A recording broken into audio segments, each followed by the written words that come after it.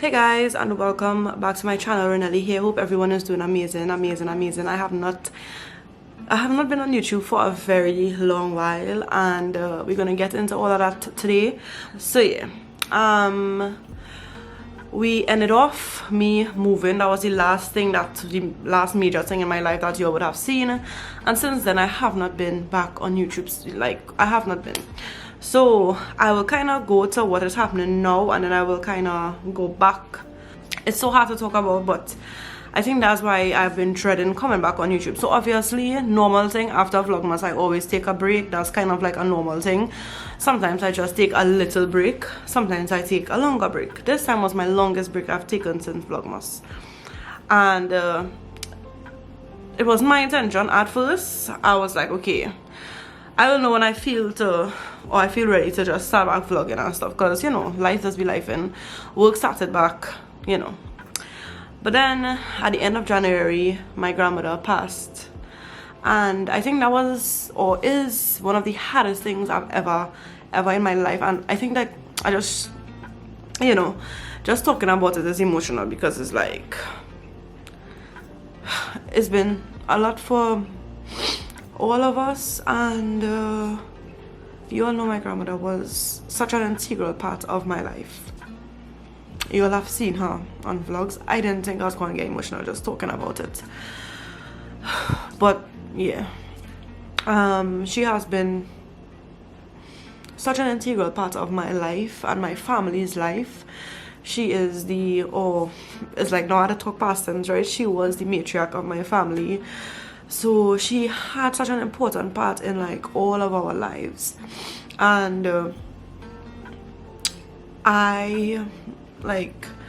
we knew it was counting down. There were a lot of signs that, you know, since last year we knew that her life was coming to an end. My grandmother, by the way, was 95 years old, and there was so many things that was happening that I didn't discuss on my channel, because I just didn't want to be in that mood. Like, vlogging was like, or is an escape for me. So when I vlog, it's to kind of like, I try to just vlog and live in the moment and not think about things that might be stressing me out. This is my outlet. So I don't like to talk about like things bothering me, negative stuff, really, because it's like, when I'm vlogging, that's my escape. Like, that's when I just get to be in my own zone and create my content and everything like that. And so it was an escape from my life, basically, when I vlog, you know, doing vlogmas and stuff. There's so many things that I didn't get to discuss with you all. I didn't want to discuss at the time. But earlier last year, even before we went to Grenada, so mommy was home and she realized that Granny was speaking, but like, she wasn't really understanding what Granny was saying. So she called Dario, because Dario was working from home that day. I was in work, and basically told Dario, like, we want to carry Granny to the hospital or whatever. Now Granny did have a doctor, and that would come home to just give her like a little checkups and stuff like that. And mommy called him, and he was like, based on the symptoms that mommy was describing, which is like, you're not really understanding what she was saying and stuff like that, he was like, give her baby aspirin and take her to the hospital now. So mommy followed the direction of the doctor.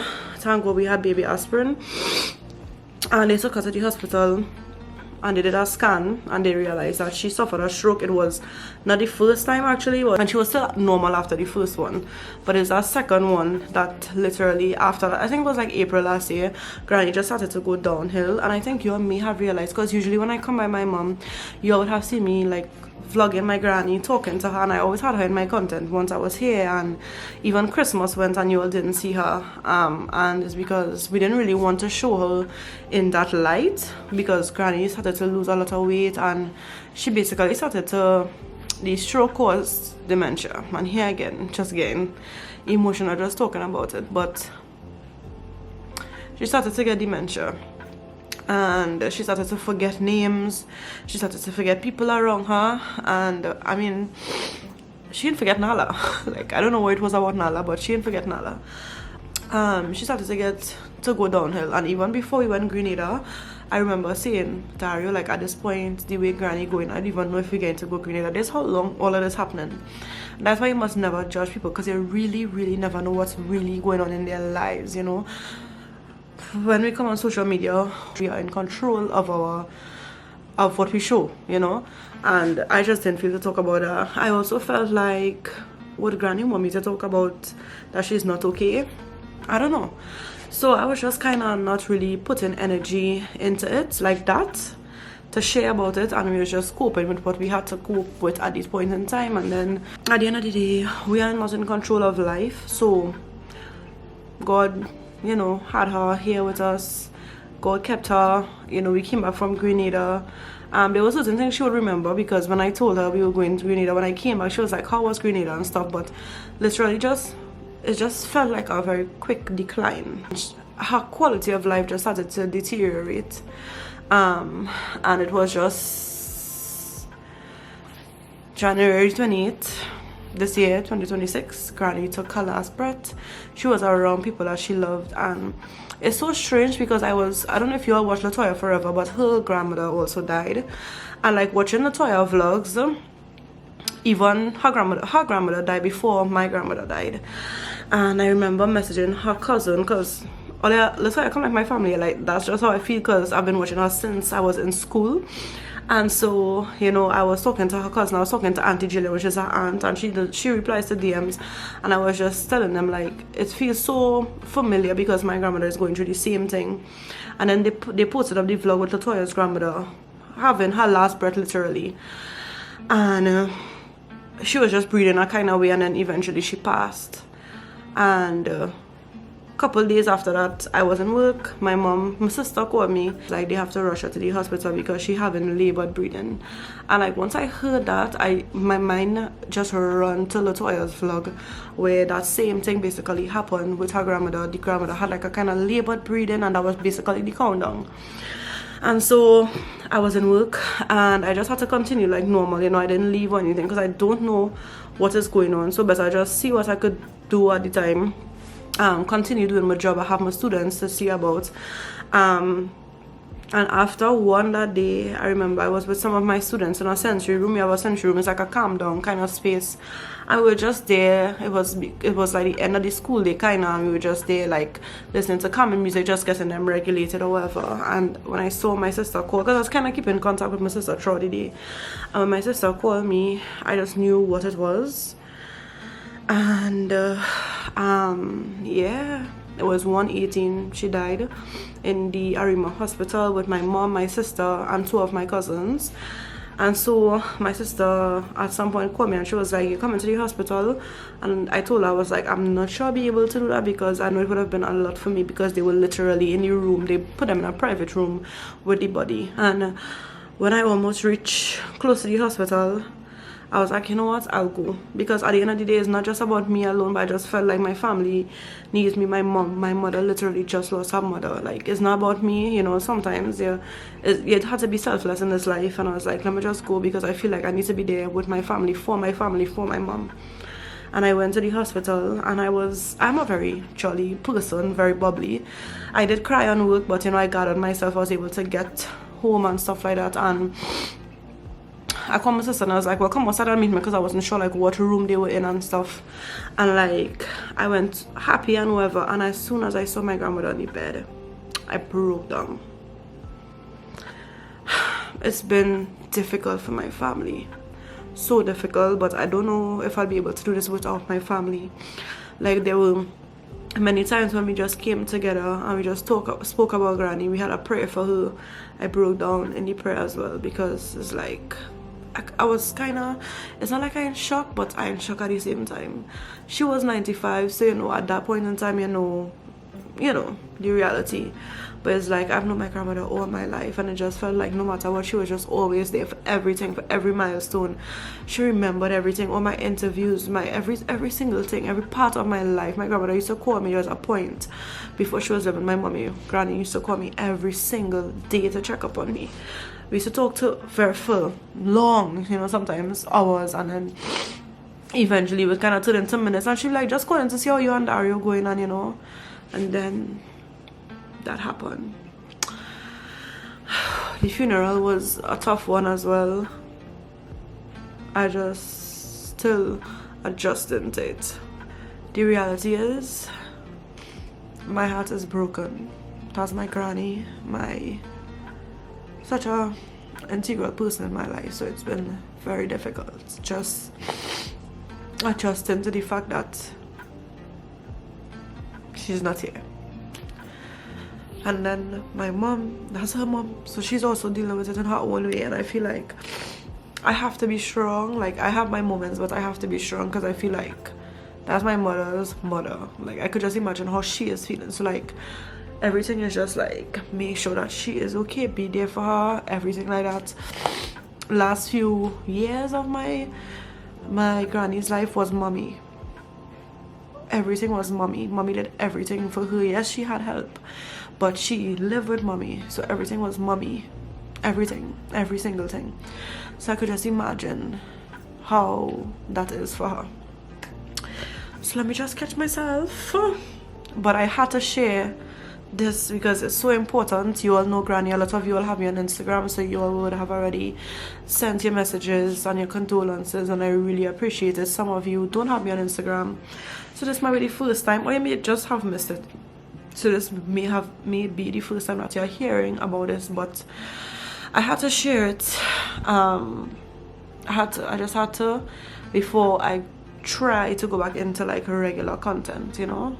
So the last you all would have seen was Vlogmas. We were moving out, and we had a successful move out. It was a lot of work, but regardless, we did it. We moved out, and the question is probably, well, where? Because somebody was asking me to do like an apartment tour, and obviously I was like, yeah, because I forgetting that I just had to remember to try to update all on as much as possible, because my life has continued going on even with Granny passing.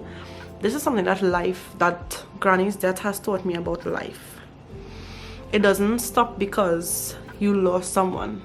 It continues. There's nothing you could do about it. You could take your days, because I took my days, but it continues. That's just the reality of the situation. It continues. So I moved back in with my mom and my sister. So yeah, that is the update really. I just was like, I will tell all of that when I move back, you know, trying to create a little suspense or whatever. I still didn't come back in time, but I am back home, and it is so weird. I moved back in January the 1st, and Granny died January 28th. I didn't know when she was going, because there were many times I was like looking at her and I'm like, yeah, I don't know what going to happen.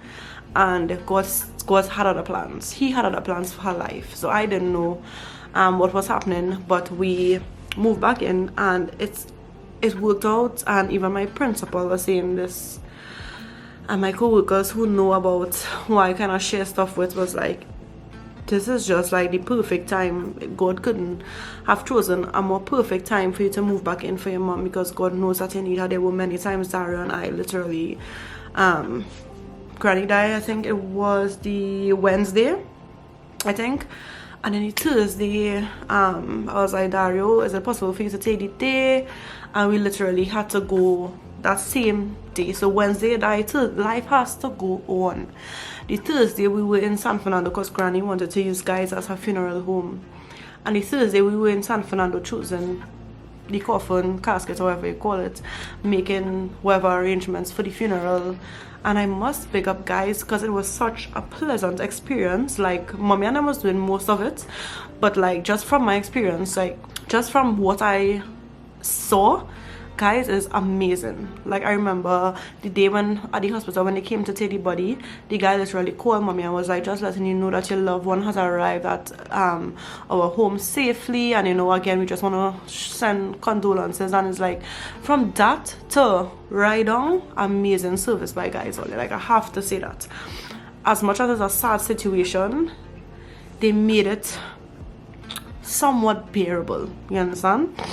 So that day after, we were literally, me, my aunt, mommy, a group of us cousins were at guides, and Dario did all the little running around and stuff. And I'm so appreciative of that, because it's like, we are all obviously Dario have a relationship with Granny, not going to undermine his relationship with Granny, but you know, it's different for us, and for him to just be there with us, and for me to be there for my mother, and for us to be there for her, and you know, it's just like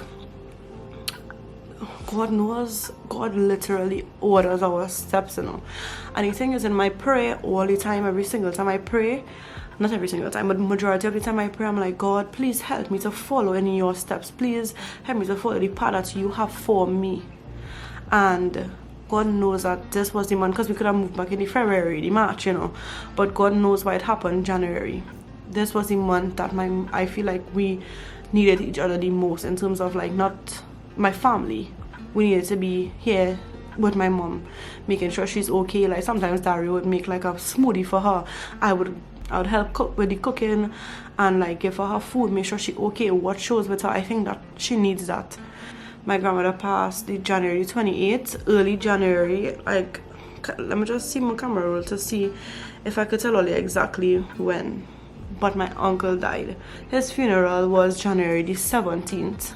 That was her first son, her first child. And then the 28th, she died. So this month, January, has been difficult. Like my aunt, one of my aunts from the state, she came down for her brother's funeral, went back home. So the 19th was the funeral. She went back home like a couple of days after that. And then the 20, I think she came the 26th. Yeah, she was back here. But one of the days that was so healing for me was going to Toko. It was me, my mom, Dario, my sister, and my cousin who came from away as well. We went to Toko, and that day was just, the drive was so long, but it was so healing, you know. It was so healing. Took a bathe in Toko Beach, and like, it's so weird because I know that I wanted to just enjoy the moment, but the amount of times it passed my mind, like, I wish I did vlog, but at the same time I just feel like that wasn't my priority. I was like, I just couldn't, you know, think about it properly and actually do it, because, you know, so many things on my mind. And I always say this, like, ever since Granny got the stroke and she started to go downhill, I feel like personally, this is just me, and I feel like my other family members might say the same thing, but for me, I feel like I've been grieving since then. I have been. And the death was kind of like a closure, because it's like so much, you don't know when it's going to happen. It's like the suspense. You could see that she's going downhill, but you can't give somebody, you don't give and take away life, you know. So it's like, life be life in the first month of the year. But my thing is, like, Granny reached a point where she was bedridden, and honestly, she couldn't do anything. Just watching her there, just, you know, completely different to a few months ago. It's kind of like, you don't want to see a loved one live like that's not even living. So that's why grieving started a long time, because from the time Granny was bedridden and couldn't go to the toilet and couldn't do all these things for herself, is like, me, I'm not talking for me because I don't know how everybody else feel, but for me it felt like her life was just literally being taken, like slipped away. And that's why for me the grief starts even before it actually was supposed to in normal terms start, which is when death happens. But I feel like when you have a family that is not well, your grieving starts before that. And yeah, it's something that I've never experienced, and I'm like, I held up myself so well, and I'm so proud of myself. There were many times that I broke down, like Granny died, and I was okay, and then the night I was going through pictures on my phone and I literally broke down. But then after, like, when I tell you I break down, I was hyperventilating, and we were by my aunt in San Fernando discussing, well, who will do this, who will do what, and then they spoke about a slideshow. And I remember my cousin-in-law was like, I hear you say you're going to do the slideshow, but you think you could do that? Because at the end of the day, Granny spent her last few phases of her life with my mom, and I was always here, you know. And she was like, when Granny passed, I was one of the first persons that she thought about, even though I was living close to mommy, you know. I wasn't living with them, but I was living close. And like, She was like, you sure you could do that? I was like, well, you know, I will do it. My grandmother would have done anything for me. She would have done anything for her family, so that nothing is going to be too much. I just have to do it. It's not about me at this point. It's making sure my grandmother gets an appropriate and special send-off. You know, so I did the slideshow, and you all wouldn't believe, I did the whole slideshow and I did not shed a tear. I remember one of the days I was like, God, please give me strength. Please give my family strength to deal with this, because Granny was such an important part of our lives. And earlier in the year before Granny passed, I went to the Logos, and you know, Logos has a lot of Christian books, and I bought not a journal, a devotion, a woman's everyday, like a everyday devotion, however. And I remember saying, I was praying and I said, Lord, give me strength, and something told me to go to that book earlier. And I went to the book, and the reading that it was on that specific day was about strength and leaving your problems in God's in the hands of the Lord. And I was just like, I literally was I was like, God, I need the strength. The day before the funeral, I went to work, because I took the Wednesday she passed. I took the Thursday and the Friday, and Monday I had to go back to work, and I was anxious whole time on my way to work, anxious. I was like, how am I going to do this on the day of the funeral? Because I don't know, a lot of you may not know, but I used to suffer with really bad anxiety, and this whole situation makes me realize how much I have grown, how much God has blessed my life, how much I have really gotten out. Like, I still have anxious days, but you know. And that day, like, I was so anxious. And in the church, the day of the funeral, I was sad, but I wasn't anxious. And that strength that I thought I didn't have, I had. And I saw people, the only time I cried was because people around me were crying. And then my friends, I'm so appreciative of Abiola and Tanika. You know, I had friends who couldn't make it, and that's fine, but Abiola and Tanika had just come from a funeral in Canada. One of her aunts passed, and a few days after was my grandmother's funeral, and they came, Abiola and Tanika, earlier. Those were the ones, if you watch Vlogmas, they went to, when we went to San Fernando, we went on the yacht club, the San Fernando yacht club and stuff, and we went Chimichanga. My girls came from Arima to San Fernando to support me, and when they came and they hugged me, I was crying.